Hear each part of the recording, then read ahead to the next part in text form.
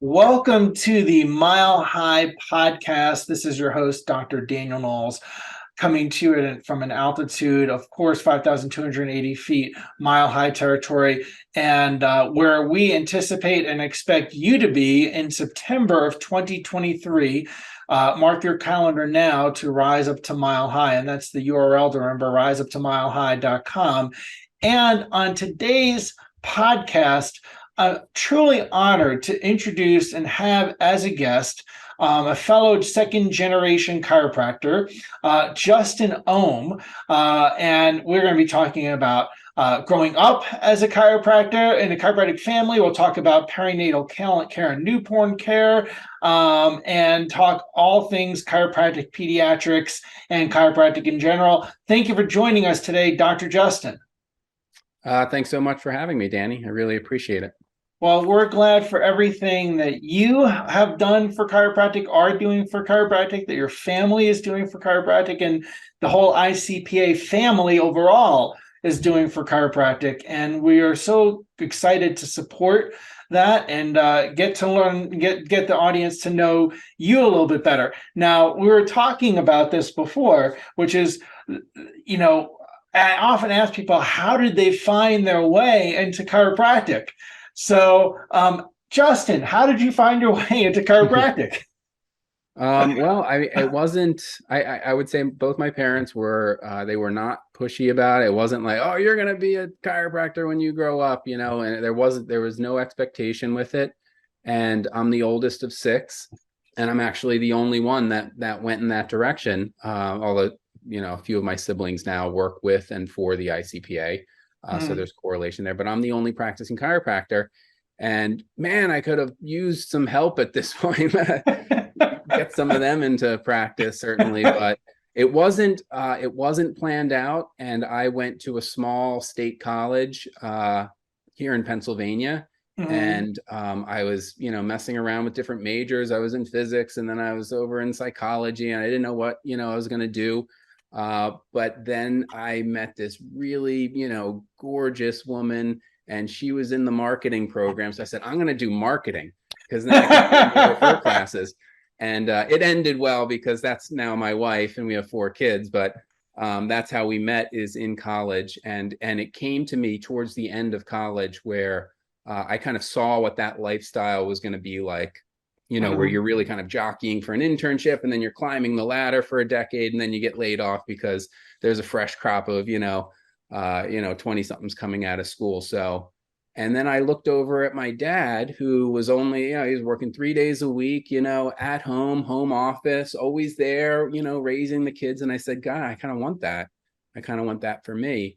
And I made the call to head on to chiropractic school. Luckily, instead of taking basket weaving and, some of the other electives, I was taking the prerequisites to always have that as an option. And, then went down to Palmer, Florida. Wow, I can relate to everything you said in such a very unique way. Just to share also for the audience, I have 2 kids. And they talk about, maybe we don't push them. We say, if you want to do it, it's a great life, and tell them that. But we don't push them. One of them's currently thinking about it. But I went through what you just said, which was I was at the end of college and looking at that job process of getting out of college. I said, wow, this just doesn't seem attractive. And I'm so passionate about chiropractic and know it and love it. And well, I guess I'm going to be a chiropractor, because it just the going to job fairs as I was starting to do is like, this does not seem attractive. It didn't, my heart did not light up, so to speak. Sure. And I was like, okay, so I guess I'm going to Sherman. So, so that was the next thing. So now, tell us a little bit. I did not know to what degree you were a practicing chiropractor. I associated you with the ICPA. For obvious reasons, as people associate with me with network commonly. So tell us a little bit about you and getting into practice. Well, I I graduated in 2006, and I joined my parents' home office. And this was maybe 8 or 9 years into my mom really kind of taking a leadership role at the ICPA. And so she really needed to kind of, shift into, giving that full-time attention. And it was like perfect timing for her. She's like, great, you can take all the pregnant moms and all the babies, and I'm just going to step out over. I'll look over your shoulder for about 3 or 4 months, and then you've got it. And so, this was, I mean, but the expectation was there, and going to school, like the expectation was, even there at school, and, you'd have instructors coming up and saying, "Oh my God, your mom's Jeanie Ohm. You're gonna form the pediatric club," because Palmer, Florida was a very brand new school when I went there. I was one of the first classes to go through, and I said, "Oh yeah, I guess I'm starting the pediatric club." And then it was just kind of an expectation. If you were a student or if you were in the student clinic and you had a baby that you were bringing in, I had a name for. Oh, he sees the baby. He's the student that's good with babies. So I kind of had that expectation. I stepped into that role with practice, and it really freed up my mom to be able to kind of just take off like a rocket ship with ICPA. And now I'm in this position, and recently, just about a year ago, I brought an associate on. I practice out of 2 offices. About a year or so after starting with my parents, I opened a very part-time secondary location in Philadelphia. And that was just to kind of go to, to the people. And so then ever since, I've been splitting my time between, the 2 offices. And so that dream of only working 3 days a week, that's actually never been the case for me. I've always worked every day, but split between 2 offices. And but now with an associate, very, very liberating to be able to kind of hand off some of that. And I've needed to, obviously, with with the role I've kind of stepped into a little bit with ICPA. But Right. And I understand that experience very, very, very closely. I'm sure we'll have lots of future conversations about that. Now, you have practiced how many years? I guess it's been 16 years. 2006, I Yeah. think you said. Yeah, 16 years. Okay, excellent. And you talk about having a salutogenic-based care model. Can you share a little bit with our audience what that means? Yeah. So salutogenesis is a focus on care where you're not looking at symptoms. You're looking at, instead of fixing something or preventing something, because even preventative care, maintenance care, even, you're maintaining a current state instead of striving in a different direction towards greater health, right? It's Right. an orientation. You can be a surgeon, and have a salutogenic perspective. And likewise, you can be a subluxation-based chiropractor and have a pathogenic perspective, right? Right. If you're looking at that subluxation as a wrongness that you have to step in and fix, then you're playing the role of a hero, Right. coming in of the fixer, and that this is the thing that's wrong with the body. And that never resonated with me. And I think kind of, framing care in that context, is you're staying in that model that I feel like is, failing for so many people. So if people find themselves in the chiropractor's office, and for a lot of different reasons, but they stay there for life when they kind of experience a different perspective and a different orientation, because that really shapes their reality differently, right? If you have a different perspective, you literally have a different reality. And I think that's a really important thing to keep bringing back into the conversation, with our practice members. Instead of pointing out what's wrong, you're pointing out what's right. And Right. even what we're kind of framing the discussion around, I rarely use the term subluxation because it brings with it that connotation of something that's gone wrong. And instead, I talk about adaptation and how your body's always doing the best adaptation that it knows how in the short term. And that's beautiful. And sometimes it brings symptoms with it, and that's uncomfortable. You're dealing with that, whatever it is. During pregnancy is a lot of, kind of, some of the symptoms associated with your body is adapting to this new change. And that's not wrong. It just might not be in your best long-term interest. It's in your short-term interest. Your body's making that call. And I try to frame it that way because then they really They begin the process of trusting their body. Mhm. Oh, when it goes into spasm, or when my baby's breech, or whatever it is, when my child has reflux, it's not a wrongness, right? It's a Mhm. rightness. It's your body adapting perfectly to those circumstances. And now let's not, freak out and try to suppress the symptoms. Mhm. Let's change the circumstances. And one of the big components of changing those circumstances is making sure that your nervous system is functioning to its fullest capacity. So I always bring it back to the nervous system, but from a reference point of adaptability. And then it's like you're just allowing that adaptability to thrive, to function even, at a higher level. And I think it's such a gift. It's such a unique time, to have that conversation, to point out kind of the brilliance that the body adapts with, during Mhm. pregnancy. And Mhm. if you can point that out along the way to a Mhm. pregnant mom in practice, you don't need a policy or a protocol in order to kind of get them to schedule their newborn. They Right. automatically apply. It doesn't matter what they came in for. They could have come in for, sciatic, whatever it is. They could have come in for that symptom.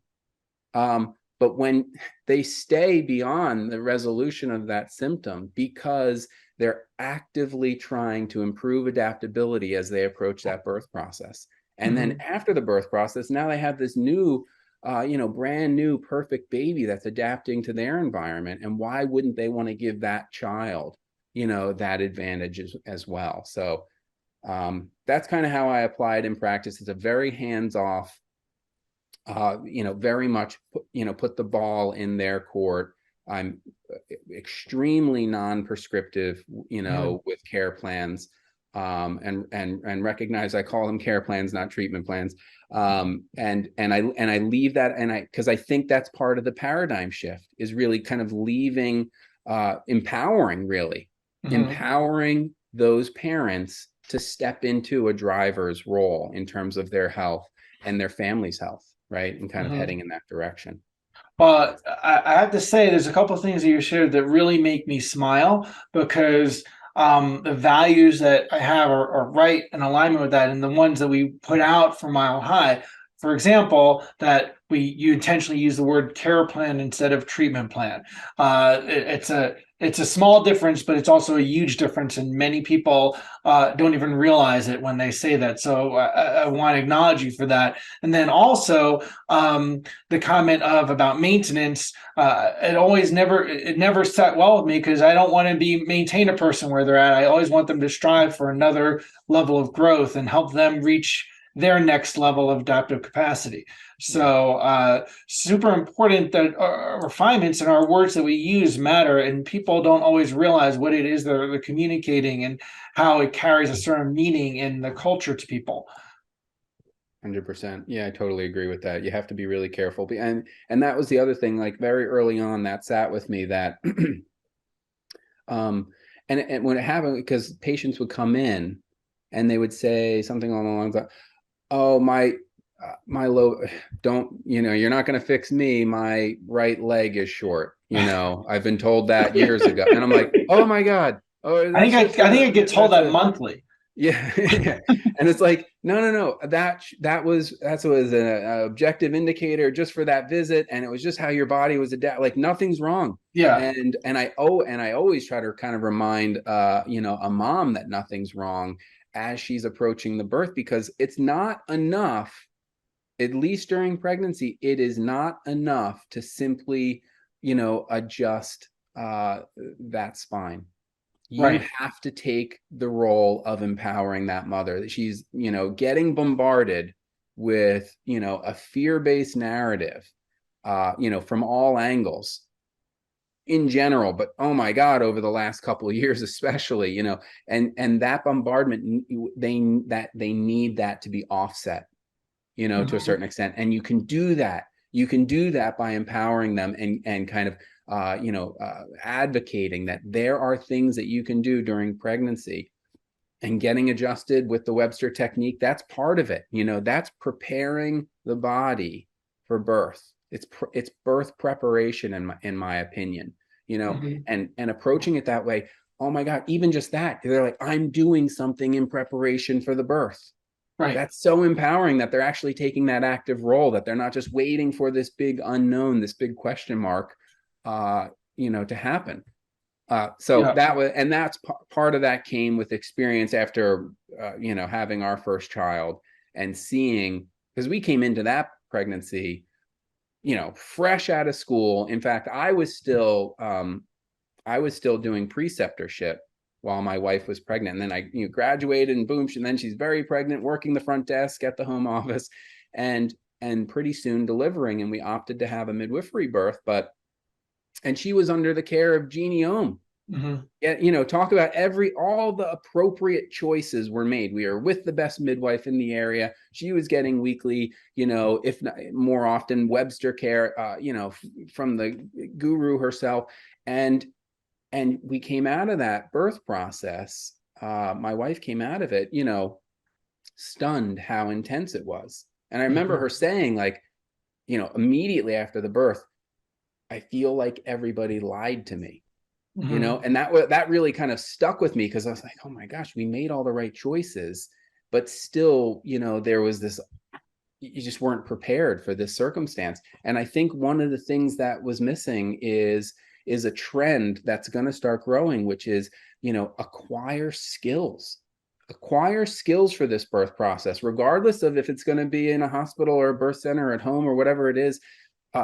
Build up this empowerment through self-responsibility. Start taking the skills-based methods like, hypnobirthing and, birthing from within, and all, birthing better, all of these skills-based methods that give you tools to utilize in the birth process. And that's what I feel like, Hmm. going to a perinatal chiropractor can really help to advocate for. Is like, Right. here, you are prepared. Look how prepared you are, and you Mhm. enter that process with a little bit more self-ownership. Well, and I think that the word empowerment is so important, and so often the healthcare system, and it's a generalization, but often generalizations have a portion of truth to them, of healthcare system in general having a place of fear and a place of disempowerment. It's just one of the wonderful things about chiropractic as a profession is that it helps people move towards trust and more towards empowerment overall in their life, and especially obviously around their health, which is so vital. So now you had the privilege of stepping into this role with the ICPA. Before we talk more about that, can you tell people some of the origin of the ICPA and what's important for the ICPA is doing now? Sure. Yeah. The ICPA, started under Dr. Larry Webster.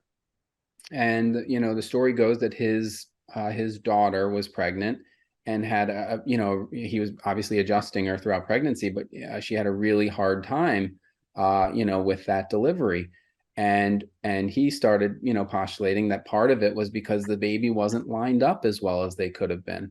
And maybe, something was missed. And he started really kind of digging into it. And he came up with this, this Webster technique, which back then had the connotation for breech turning, right? Mm-hmm.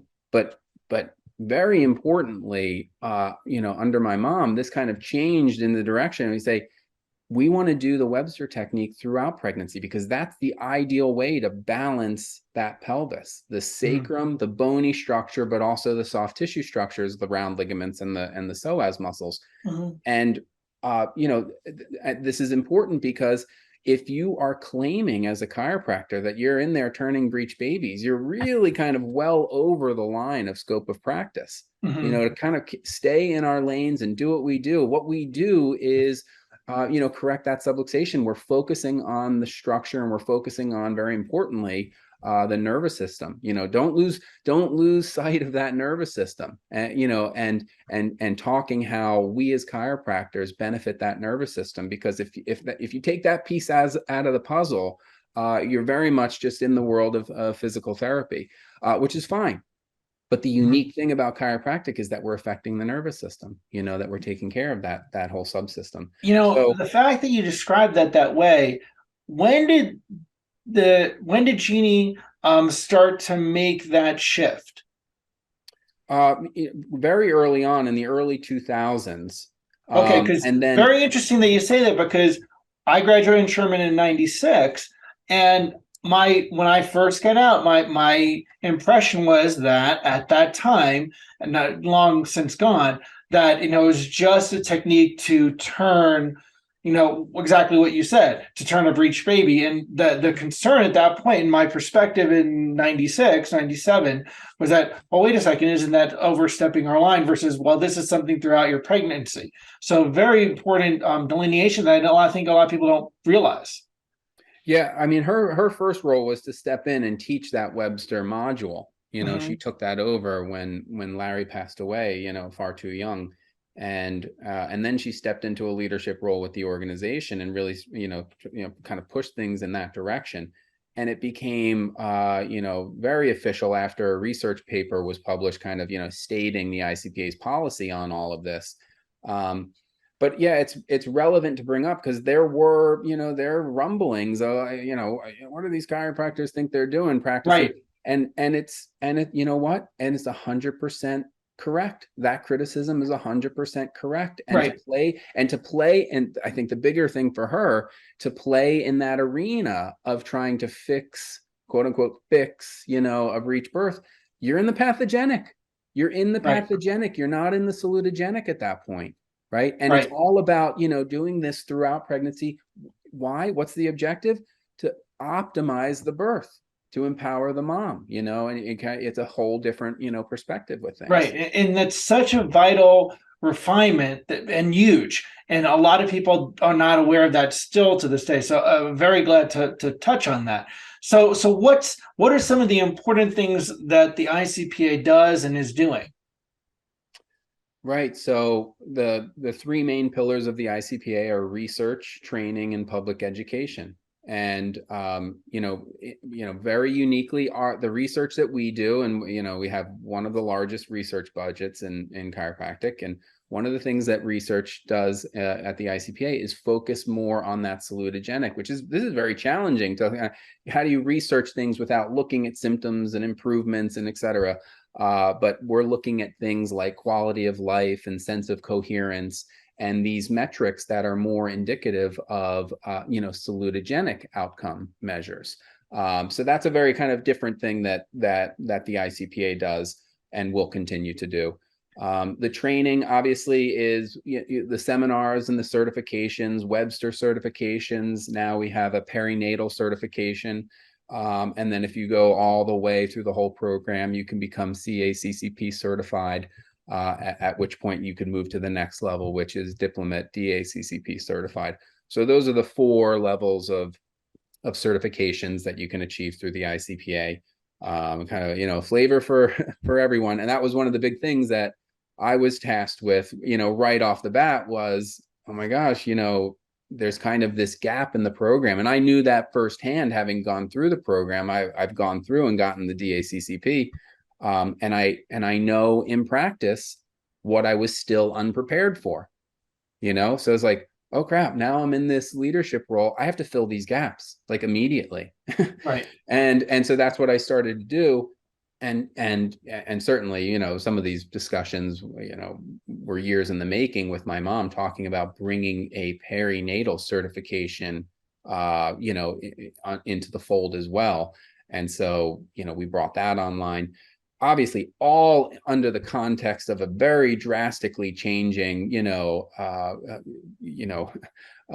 world and political and travel restrictions. And it was quite a time to step into an organization and try to take the reins. But I think we did a phenomenal job over the last couple of years. And I think very specifically, ICPA chiropractors, and I'll say just more broadly, family chiropractors, just nailed it over the last couple of years. They just Yes. nailed it. I was just so proud to be. I've never been more proud to be a chiropractor than over the last 2 years. And they were there for their communities, and they might have been in a lot of circumstances the only place that practice member went or, stepped into that wasn't a bombardment of fear and craziness and ridiculousness. And it was, it's kind of old normal to a certain extent, and you would step into that environment. And I think that was so important. I wonder how much worse it could have gotten without, there's 70,000 chiropractors in the United States practicing, somewhere around there. Mm-hmm. And I'm not saying all of them, handled it the same way, but there's 7 or 8,000 ICPA chiropractors, and Mm-hmm. I think we did a pretty hell of a good job, for our communities. And I wonder, 8,000 chiropractors, 8,000 communities positively impacted, by that outlook and that salutogenic and trust the body, and we're going to get through this mindset, and how that might have helped the entire country, maybe even the entire world. Do you know what I mean? I just wonder how much worse it could have slid, because we got pretty close there. Yeah, no, I agree. I agree. And very good point for people to be aware of. So now, in practice, um, building trust, people building trust to bring their child with the history of a lot of distrust of chiropractors over decades, whether it's rightfully so or not, it's not an issue, but building trust to bring your child, your most valuable, precious thing in your life, to a chiropractor. What are some ways, things about that are important? Well, I think it's I think part of it is that perspective, that salutogenic perspective. I think that resonates with people. You're not finding something wrong and then Mm-hmm. giving them a prescription for how long it'll take to, how long do I have to come in to fix this, subluxation? It's like, well, forever. Mm-hmm. No, shifting the narrative to put the ball into their court. And then it's very low pressure. It's not a high pressure kind of, sale Mm-hmm. in that sense. And I think oftentimes, Danny, it's just really basic. I think it's just eye contact, which I worry a little bit about, the future generation, where they don't seem to make eye contact terribly well. Yeah. But I think very often it's eye contact. It's eye contact when it's a baby. So Mm-hmm. when that mom does, give you that honor of handing over her newborn, right? Or maybe she's bringing in her, her toddler for the first time. This is going, we've always struggled with that, and you're seeing this child for the first time, and they have an experience of seeing, medical doctors under, not the best circumstances, and they have a distrust too, maybe established already, right? And Mm-hmm. your ability to make a connection with them is absolutely paramount. And I'll tell you Mm-hmm. right now, if you're adjusting a child, even if that child's laying on top of mom and they go back to look at you, and you don't come down to their level and make eye contact, you're Mm-hmm. ignoring them. That's them communicating with you. That's them asking out loud virtually, can I trust you? And you not coming down to their level and making eye contact and smiling, directly at them, it's the same as if an adult were to ask you a question, you would simply ignore, that question being asked. It's on Right. that level. So Right. some of it is just very kind of basic human, connection skills, but it's so important. And I think, the way that you hold yourself in a new patient, consultation when you're meeting someone, and your Mm-hmm. ability to connect on a personal level rather Right. than, purely on a clinical level, is Right. really, really important. Your ability to kind of, look them straight in the eye and pay attention to what they're saying instead of type away, during that consultation is really important. And that's very interesting that you say that, because I know the answer to this, but I'm going to ask you it. Are people really taught that in school? I don't think they are. Right. Well, what about now? Like, a lot of school over the past couple of years has been virtual, and Yeah. you keep your I camera mean, off. I And know they're not. They're not taught it. They may be taught it on a superficial level, but not enough, or to yeah, the degree to really have confidence and certainty transferred to that parent and to the child, that they feel safe in that office, and they feel safe with your hands on them. So that in of itself, if people get that out of the ICPA trainings, is huge, I would say. Yeah. Yeah, making Now, that connection. I would say that I certainly didn't get that from school. And I was actually I was thinking about it, today, because I took a bunch of the courses when I was still a student. mhm, I was kind of chipping away at them at that point. And I was just having a conversation with Dr. Armand Rossi, which mhm, a lot of people probably know. yeah. The funny thing about Armand, he knows everybody. Like, not just in chiropractic, like literally next time you see Armand, just mention the most random person in your life, and he knows someone who knows them. It's the weirdest thing, and he has the memory for it too. But Armand's class so prepares you, Mhm, for how do you approach a child in a mhm, way that's not going to violate that trust, that's in fact going to build that trust, you mhm, know. And even the manner in which you put your hands and do palpation. There's a way to do that instills a confidence, in a very young child. And there's a way to do that they're going to be immediately nervous. Some of mhm. that comes with experience, and some of it comes with having your own kids, maybe being comfortable holding kids or Right, approaching kids. But yeah, it's right. really important stuff to have a family practice. Yes, yes. So completely. And um, it's not a question of some people have it and some don't. It's something that's a muscle that you have to build. Yeah. That Yeah. people may not realize that. So now tell us a little bit about pathways. Um, we have pathways. It's a phenomenal thing. What is the Pathways magazine? And tell us about the website redesign Okay. that's Yeah. happening. So, yeah, actually, back to your previous question, what the ICPA is up to. The third pillar, the third, is public education, and Pathways has always been that public education. Here's the current issue that just came out not too long ago. And so it's Pathways it's not a chiropractic magazine per se. It's a magazine that kind of presents chiropractic ideas, to the layperson. So Mhm. my mom started it, 22 years ago, because she was sick and tired of having magazines in the waiting room where every other page was a drug ad. She's like, oh, Yes. I just don't want this anymore. I want a magazine that actually, encourages moms, empowers moms, talks about alternative learning, and talks about parenting in a way that all ties back into, that chiropractic philosophy, that salutogenic mindset. And Mhm. so at the ICPA, we call this the chiropractic family lifestyle. And it's that change that happens when and this change, Danny, when a parent or a family comes in and they start under care, and maybe they first come in because their 2-year-old has ear infections, and then the next sibling, and then both parents are under care, and the next thing you know, they're questioning this, and they're making informed choices over here, and they're becoming just this whole different family unit, where they're really empowered with their healthcare decision Mhm. making. And this is the chiropractic family wellness lifestyle. That's what Pathways is instilling. That's the message. So not every article is chiropractic related.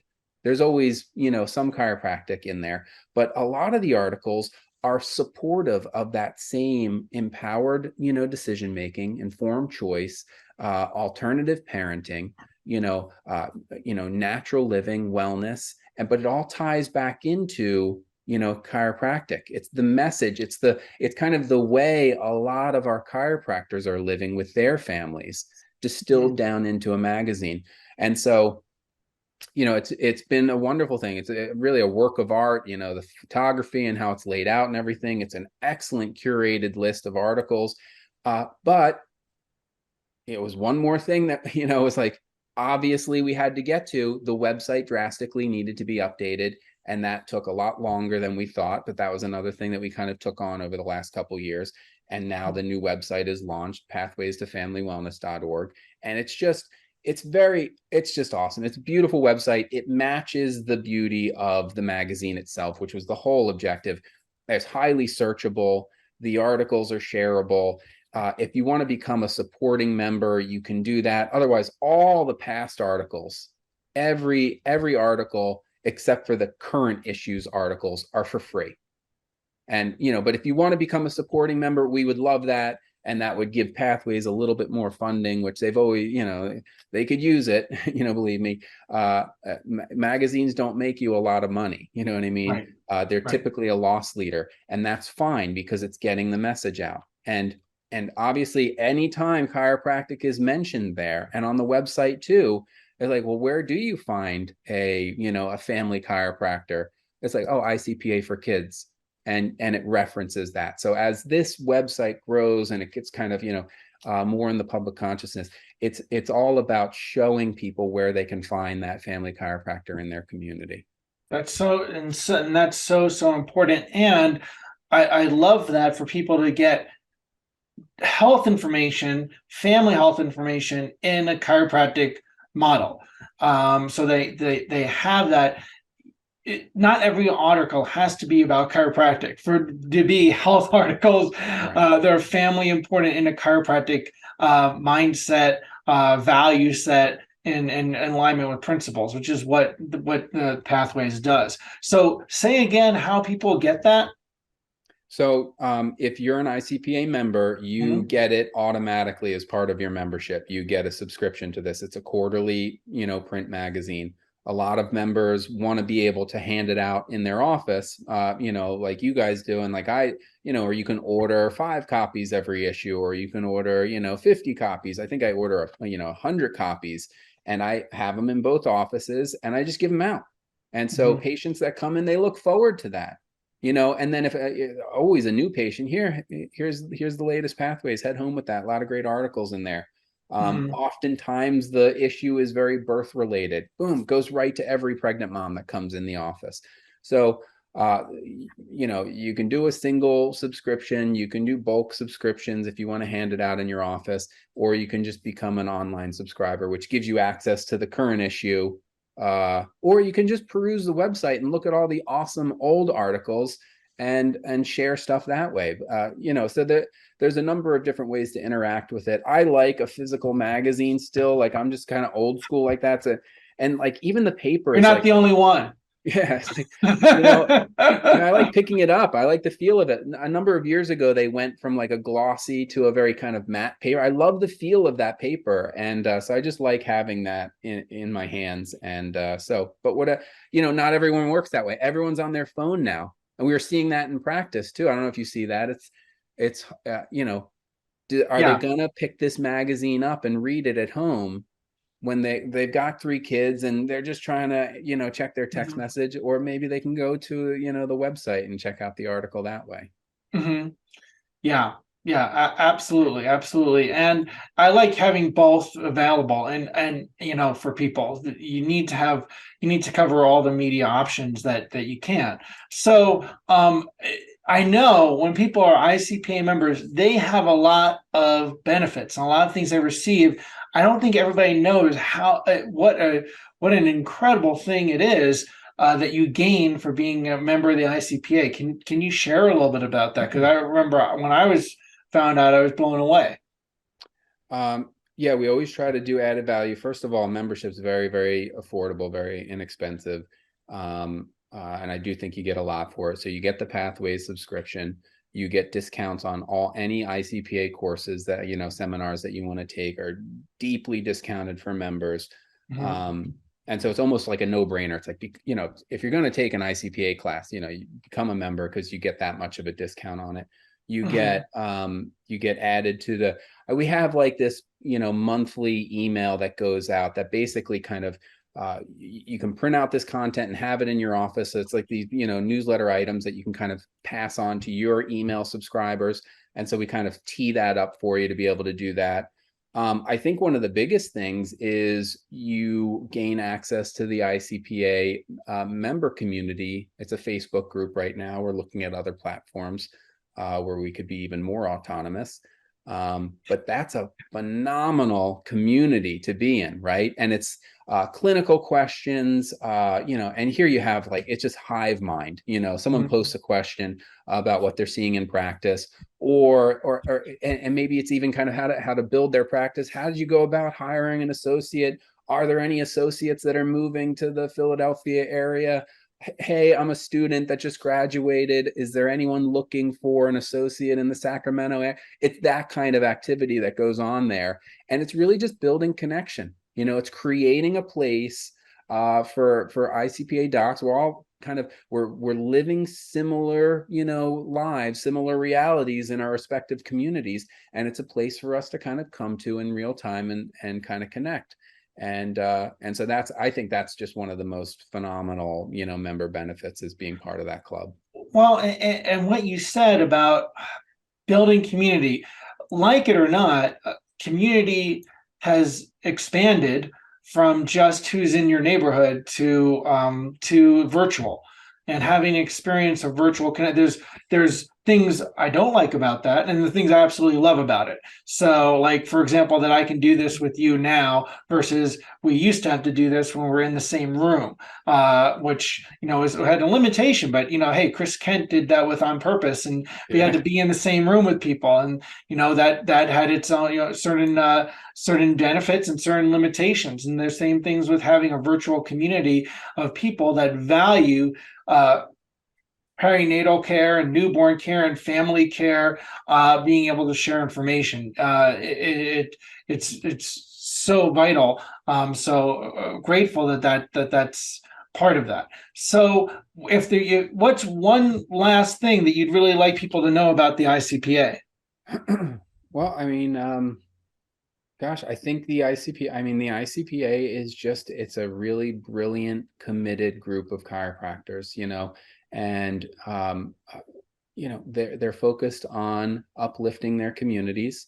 It's a really special group to be a part of. I'm honored. I'm literally honored every day that I get to be, a part of this group, let alone in a leadership position, for the organization.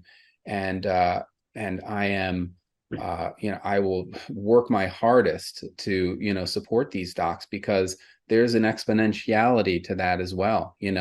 I focus on my community and the moms in my practice and the families and everything. But making sure that these docs have the tools, have the support organizationally, that they have the training, that someone saying, you know what, this was a gap in the program, and this is the class now that fills that gap. Or, oh my gosh, you're never going to believe how much you're going to get out of this new class. We don't bring classes on lightly. When we bring a new course on, it's because it is critical, it's crucial, it's great content, and it's going to uplift you as a practitioner. So that these ICPA docs, they're committed to this type of practice, always delivering the best to their practice members, always striving to be better. They're salutogenic in their mindset. It's very unique in that sense. And if you feel like that resonates with you, come join us, jump on board. And if people want to go through to step up to the ICPA, beyond membership to an ICPA certification, can you tell people about that? Yeah. A lot of people start with a Webster certification. I say, no, I don't know about kids yet. Or, if you're younger in practice, or you're new coming up. But I want to get that Webster certification. And then you're listed in the directory, and, pregnant moms will be able to find you easier. But then guess what happens? Those pregnant moms have babies, and they start bringing their babies in, and you start saying to yourself, oh my gosh, I'm going to need some more training. I need some know-how and some technique to how to approach these babies more appropriately. And you can kind of go from there. So there's a path, and there's, very reasonable, and you can kind of go as far as you want. It's very laissez-faire in that sense. You're not committing, you get a discount that way. If you're like, no, this is for me, I'm going all the way with this, fine. Yeah, so you get a discount, you do the whole thing. But if you want to just pick and choose, hey, if you want to take CE, and you want that CE course to be a, highly curated, highly refined, technique course to make you better prepared to adjust moms and babies on Monday morning, you could pick an ICPA course. You could get a taste of it that way. Okay. And then if you like it, you can go farther with it. So yeah, it's great. I think moms and families are recognizing the name of Webster now. I have OBGYNs, referring to me because I'm Webster certified. And if then you put yourself on a higher level with a perinatal or a CACCP certification above that, then you stand out even more. Yeah. Yeah. Well, I'm really grateful for all the ICPA does for chiropractic. And I'm also really grateful for you being able to, people don't always know what it takes to step up into that kind of leadership position, family relation or not. It's a lot to step into. So I want to acknowledge you for that and for your contributions to chiropractic and caring for your practice members. And people need the ICPA, both chiropractors and lay people, obviously, because of how it impacts our communities. And with your leadership, I see it going to a whole new height. So I'm really want to acknowledge you for that, and for our listeners. And truly, if you have not, if you're not an ICPA member and you're listening to this, then it's time to do that. And number two, if you want to, dive more into ICPA materials and programs, you'll gain tremendous amount from that. So thank you so much, Justin, for all you're doing for chiropractic. Well, I really appreciate those kind words, Danny, and I'm gonna throw it right back at you with everything that you do, and organizationally, putting together Mile High. I know exactly what goes into that, and it's a lot. And you guys do it, much more often than we put on a large event like that as well. Yeah, it's So Well, yes. thank And you. hey, we do it because of the love and purpose and vision. So I appreciate that. And hats off to your family. And, it was such a big fan of your mom and attended so many things with her over the years, and her being at Mile High and her contributions to it. And from the time I was a student, I followed her around. So really appreciate that. Thank you so much for all you're doing. And again, if people want to link up with the ICPA and link up with Pathways, what URL do they go to? ICPA is ICPA, the number 4kids.com. And you can, kind of check out all the different things. I'm sure we link to Pathways there as well, but Pathways website is pathways-to-family-wellness.org for that one. Excellent, excellent. Again, thank you so much, and thank you, everyone. We look forward to seeing people on higher ground in September. And make sure you check out the ICPA, and keep changing spines, lives, and minds with chiropractic.